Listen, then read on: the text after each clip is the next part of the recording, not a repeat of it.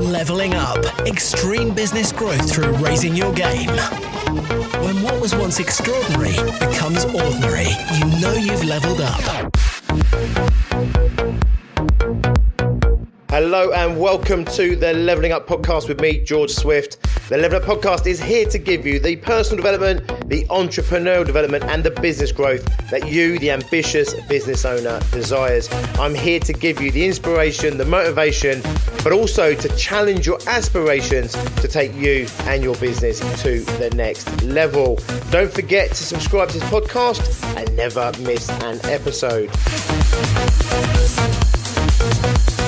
Okay, in today's episode, we are following on from our Monday's theme where we were looking at having kick-ass intent.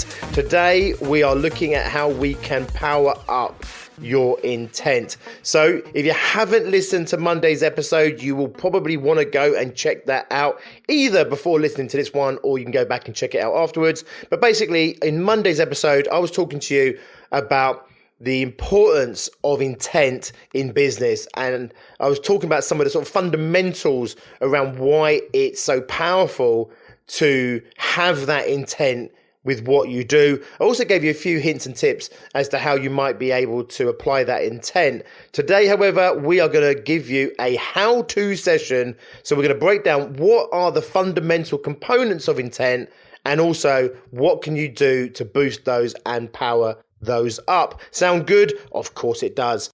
Okay, before we get stuck in, just a really wee catch up from the previous session. A little bit of a recap. And basically what I was talking about was saying how, you know, if you don't focus your energy, you don't focus your attention, if you don't focus that intent into getting the objective to move your agenda forward, to achieve a goal, then you are weak, okay? Not weak as a person, but your power is down. You're not really penetrating hard out there into the world around you.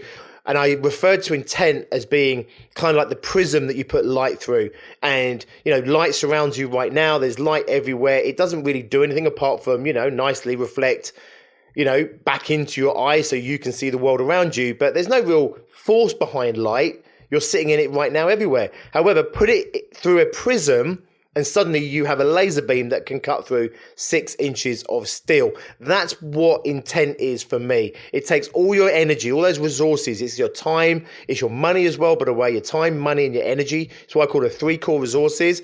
And the prism of intent focuses it and therefore makes it multiples in terms of the impact and the power that you can have with what you already possess. It's not about having necessarily more money or more energy or more time, although obviously all those things would be useful. It's about maximizing the use of what you currently have access to. In episode 70, Monday's episode, I also referred to my self-defense background and how it was intent that was the great leveler in any unlevel combat. Okay, so someone that was older, weaker, smaller, not as fit, not as strong, not as good, and intent was the thing that gave the underdog the absolute fighting chance. Today I want to share with you the 3 components of what makes up intent, and they are loosely: number 1, commitment; number 2, focus; and number 3, discipline. So I'm going to break each of these down, and I'm going to get you to think about where the gaps are for you. And I'm going to share with you how you can actually apply this, okay? So let's look at commitment first and foremost. So when you think about commitment and your commitment to things, seeing things through, I just want you to rate yourself in your head between 0 and 5, okay? 0 is you literally have no commitment at all. You know, you have a load of fanciful ideas, you kind of have a load of good intentions, but you don't follow through 1 iota on anything.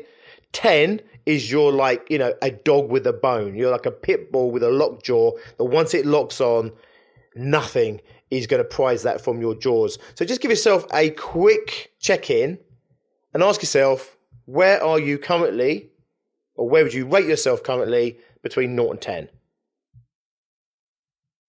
And now we'll look at what's in that gap. So once you've got that number, 3, 4, 5, 6, 7, 8, 9, whatever it might be, okay, there's a reason you've scored yourself less than 10. There's a reason why you scored yourself more than 0. So you've got an idea of where you sit on this scale. But more importantly, obviously, you're already starting to identify some gaps in that commitment. Otherwise, you would have scored yourself higher. So the question really is what's in the gap? What's in the gap between where you are now, 4, 5, 6, 7, 8, whatever it is, and having a 10 out of 10 commitment rating? So things I want you to think about is, number one, it's having a crystal clear agenda. You see, if you don't have a crystal clear agenda, you can't possibly have huge commitment, because the nature of what commitment is, you can only commit into certainty. You can only commit where you know what you're going for, you know what the returns are, and that gives your unconscious some real clarity to be able to unleash more of your resources on. In other words, your commitment to it. So you can't possibly commit to something that you don't know what you're committing to. Make sense? So ask yourself really simply, when you scale yourself as less than 10 or score yourself as less than 10 on this commitment rating, is it because actually you're not 100% crystal clear on what your agenda is, what it is you're actually going for, what it is you're trying to achieve? If that is true, there's a gap there for you. The next gap, potentially for you, is that you just don't have the conditioning of commitment. You haven't learned the power of commitment. You haven't trained yourself to commit to something. So I openly admit, up until, very late into my life, I was an absolute commitment phobe, whether that's in relationships or whether that's in terms of where I live. I didn't own a house until, really quite recently. I didn't want to own anything because I didn't want to feel tied down. Job-wise and that, I never really committed to a job. I never, really put any roots down anywhere because I saw it as a trap. I saw it as something that opposed the freedom that I was fighting so hard for through my teens, my 20s, and well into my 30s. I didn't want that feeling of being trapped or tied down. And therefore, how could I possibly have any kind of degree of strong commitment? Because if I committed to something, I was trapped by that thing, and that got in the way. So have a think for yourself. Is there any negative associations you might have with being committed to something? Because a lot of us do. Maybe you've been burnt in the past. I know a lot of people where, they get married, it doesn't go well for them. Okay. The marriage breaks down. They get burnt, and then therefore they no longer commit in future relationships. And of course, without that commitment to future relationships, history can very easily repeat itself again. With jobs, you commit to an employer, you give everything you've got to a job, and then, you get fired one day or let go one day, made redundant one day, and therefore you learn not to trust people in the future, and therefore you don't trust people. How can you commit to people? How could you commit to the job if you can't trust the business that you're working for? So just ask yourself, have you had any bad lessons in life that mean that you're actually, you're holding yourself back from that commitment? Or maybe, like I said earlier, you never learned to commit. You never learned the rewards of commitment. And therefore, you don't have the ability to commit because you've never learned to commit. It's nothing potentially blocking you, like we just talked about. It might just be that you've not learnt it, or it might be that you've unlearnt it through circumstances. So you can actually retrain yourself and condition yourself for commitment.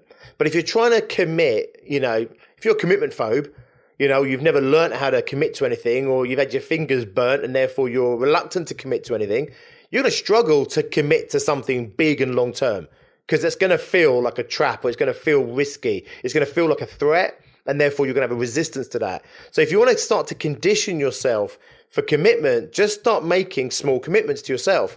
You don't have to commit to anybody else. Just start making very small commitments. Live up to those commitments to yourself. Hold yourself accountable to those commitments. You'll start to feel good about that. You'll start to see the benefits of committing, and more importantly, following through on that commitment. And then you'll start to get a momentum behind it. And that's how we start to retrain ourselves, or we start to train ourselves up from scratch. Does this make sense? Another thing to look at is to look at your commitment potentially as a promise. So sometimes the word commitment can have, like I said, negative connotations or doesn't necessarily have any connotation to us. And therefore, you don't really commit to anything because you don't really have a concept of what commitment is. Makes sense? So think of it as a promise. So when you commit to something, you're making a promise. So I always say there's multiple people or multiple things that you're often promising to when you make a commitment.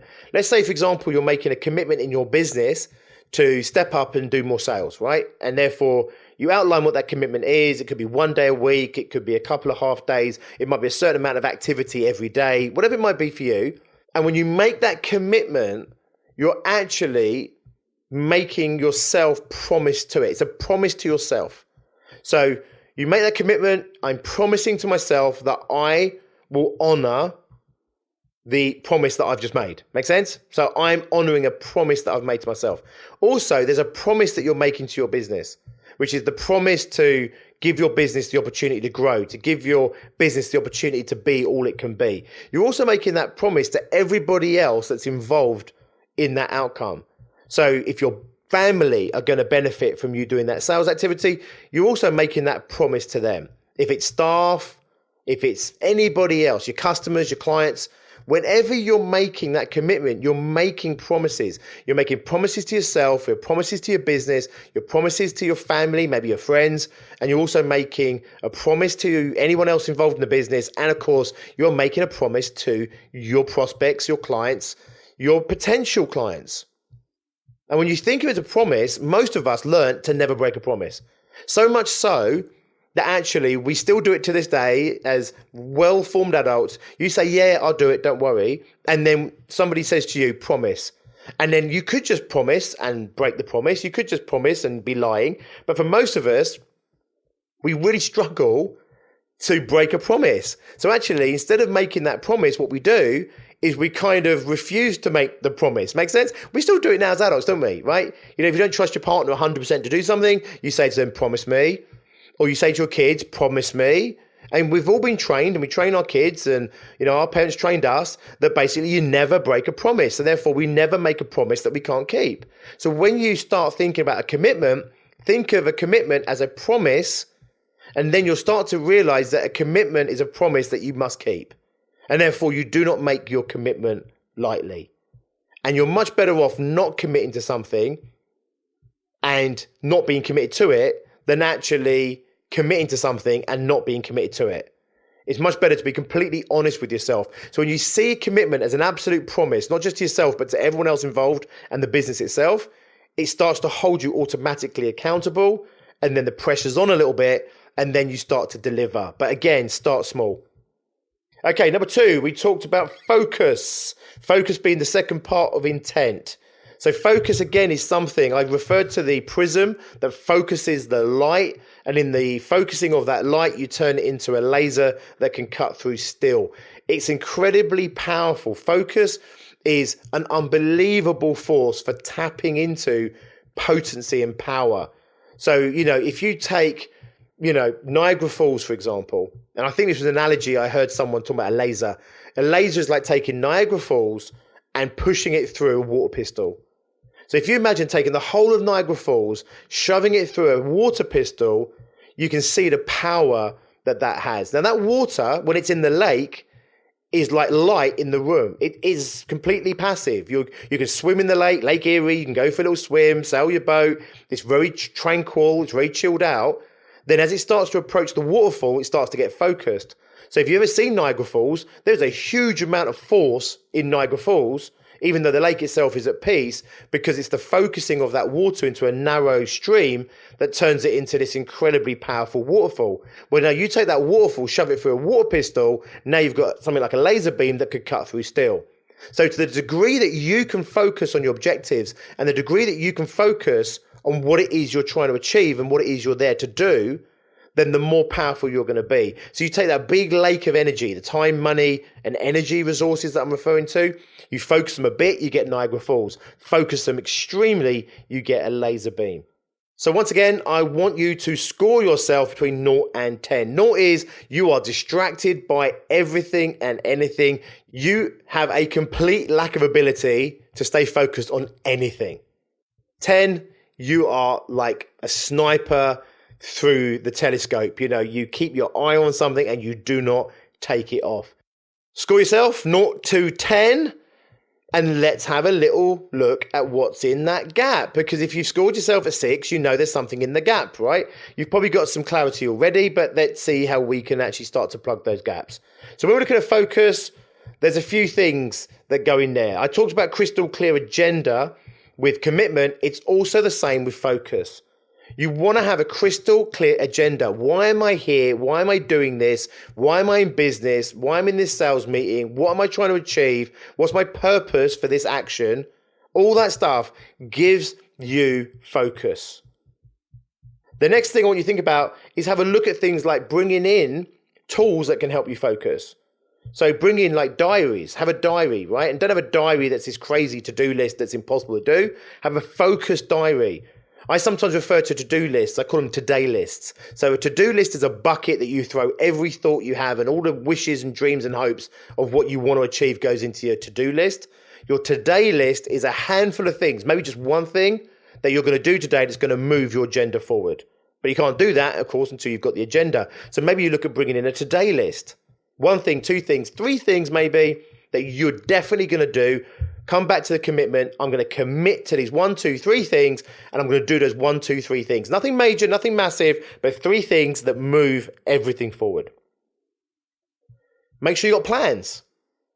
Make sure you have a strategy for following. You see, if you don't have a plan to follow, you can't possibly be focused. It's like if I'm going out in my car and I have an idea of where I want to get to, so I have a clarity maybe of where I'm heading to, Derby, for example, but I don't have a roadmap to get there or a plan of how to get there, it's going to weaken my ability. It's going to weaken my intent, which is what this is obviously the second part of.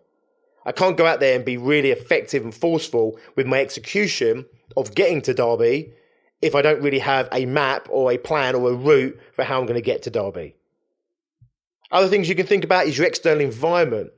So think about an environment that has too much going on. You know, the kids coming in, the TV's on, the radio's on, you've got dogs in the house, cats in the house, you know, a husband or wife that comes in and out. You've got, you know, deliveries being made all day long. You've got noisy neighbors, whatever it might be, right? You've got an environment that just doesn't suit you or doesn't help you or assist you in being focused.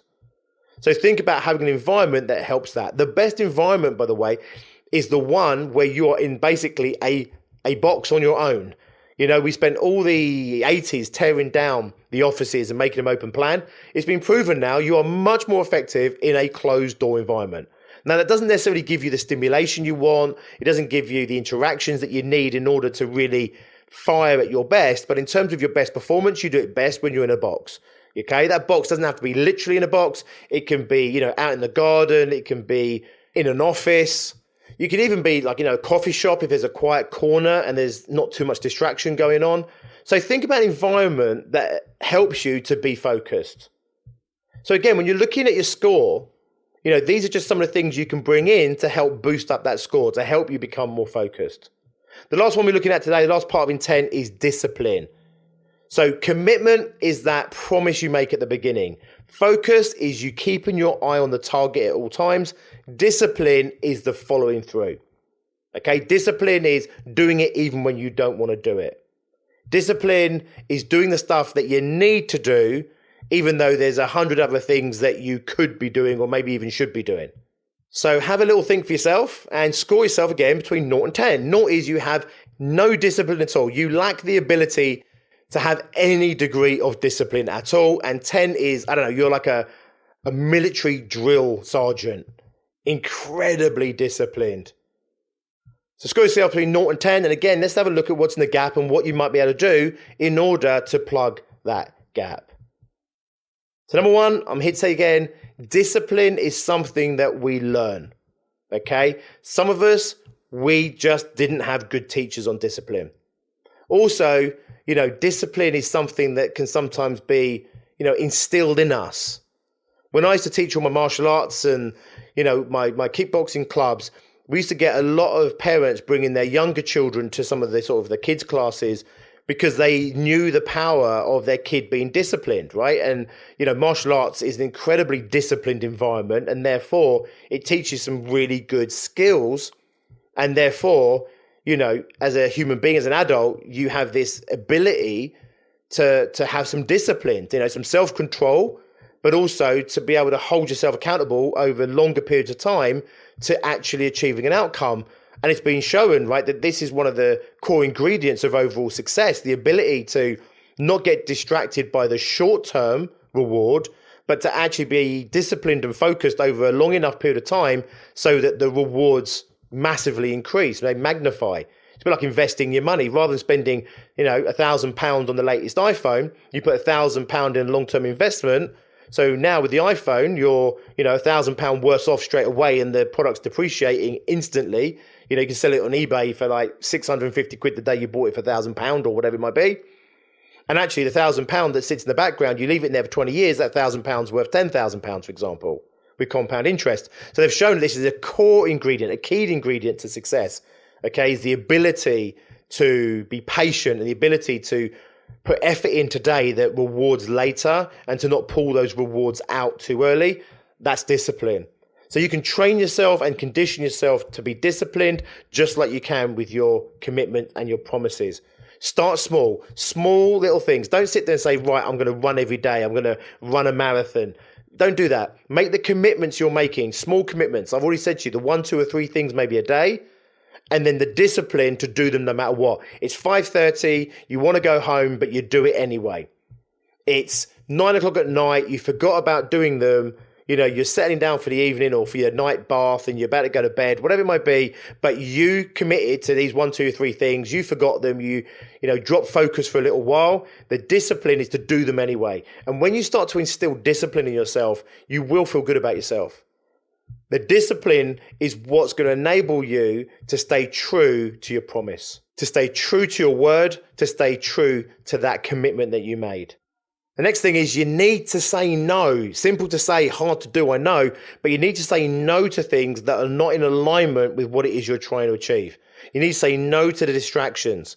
And this can be really hard sometimes, especially if you're a people pleaser like my good self. It can be so hard to say no. It can be almost painful or even painful to say no.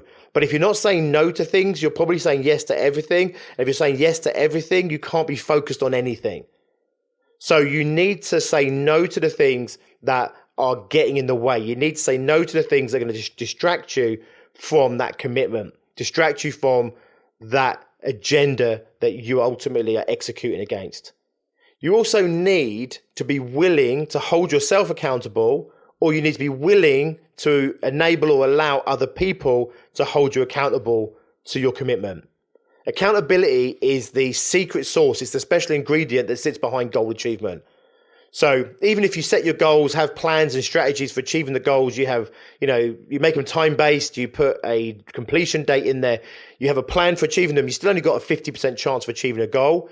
The moment that you commit to someone else and you allow them and they hold you accountable to that commitment, your chances of succeeding in goals goes up to 95%.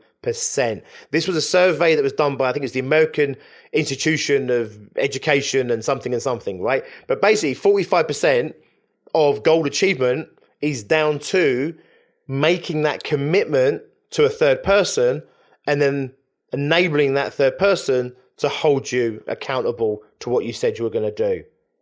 The last thing is really simple. You want to have a never say die, never say no attitude. You want to be that pit bull with the bone in its locked jaws. You don't want to let go of something, and you can train that, but you want to train it over, relatively longer periods of time. I don't mean like years and years and years, but you want to make a commitment to yourself to train yourself over a period of time with small increments to those commitments. So if you're not going to the gym 5 days a week for 2-hour sessions, then, to commit to that is going to be insane. The chances are you may do it for a day, you may do it for a week, but you won't have the discipline to follow it through. Or you'll make the commitment, the promise, it's way too big and you won't even get started.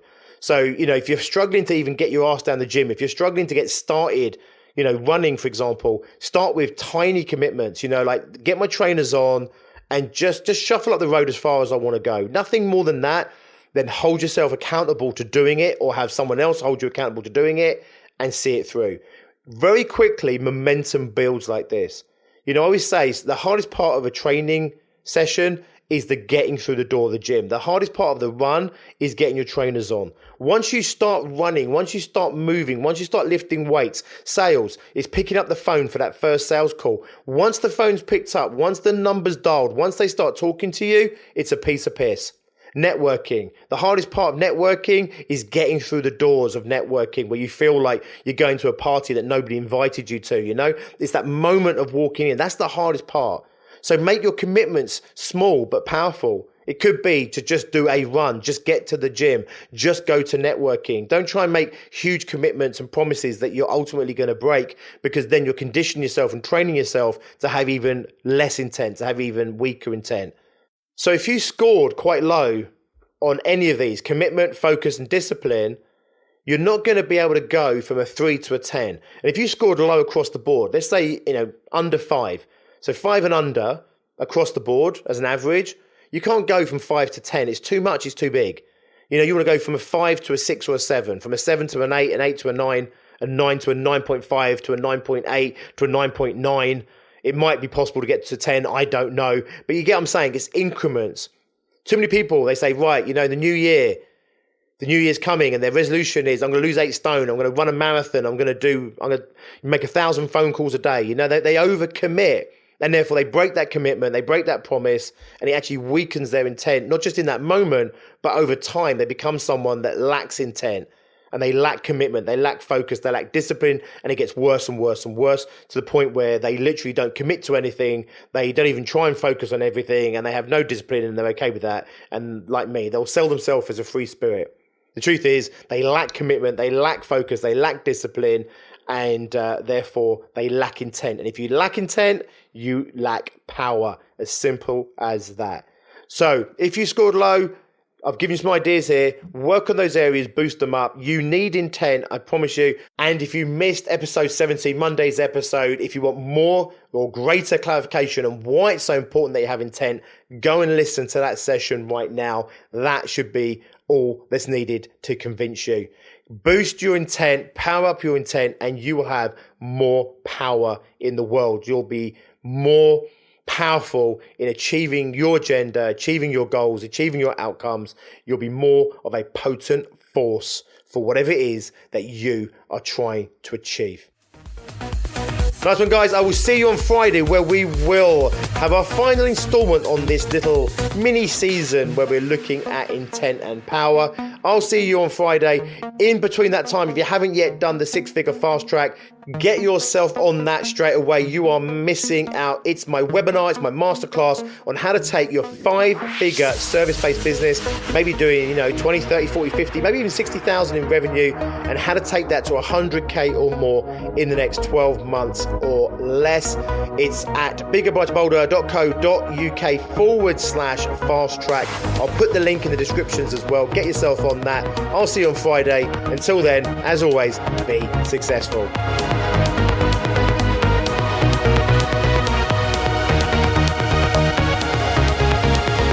Leveling up. Extreme business growth through raising your game. When what was once extraordinary becomes ordinary, you know you've leveled up.